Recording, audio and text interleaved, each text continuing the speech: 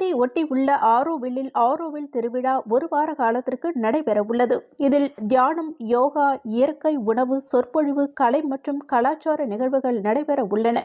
புதுச்சேரி தமிழகத்தைச் சேர்ந்த மக்கள் பங்கு பெறுமாறு ஆரோவில் விழாக்குழு அழைப்பு விடுத்துள்ளது. ஆன்மீகவாதியான மகான் ஸ்ரீ அரவிந்தரின் முக்கிய கனவாக இருந்தது உலக மக்கள் அனைவரும் எல்லைகளை கடந்து ஜாதி மத பேதமின்றி ஓர் இடத்தில் இருக்க வேண்டும் என்பதுதான். அரவிந்தரின் முக்கிய சீடரான ஸ்ரீ அன்னை என்று அழைக்கப்படும் மீரா ஆரோவில் மூலம் செயலாக்கினார்.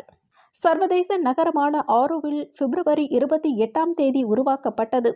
அதற்கு முன்னதாக பிப்ரவரி 21 ஸ்ரீ அன்னையின் பிறந்த நாள். இதனை இரண்டையும் இணைந்து 21 முதல் 28 வரை ஆரோவில் திருவிழா நடைபெறுகிறது. இதனை செய்தியாளர்களுக்கு தெரிவித்த ஆரோவில் விழாக்குழு பொறுப்பாளர், தினமும் தியானம், யோகா, கலை மற்றும் கலாச்சார நிகழ்ச்சிகள், சிறப்பு உரைகள், ஆன்மீக சொற்பொழிவுகள், தமிழ் இலக்கிய சொற்பொழிவுகள் நடைபெறவுள்ளன.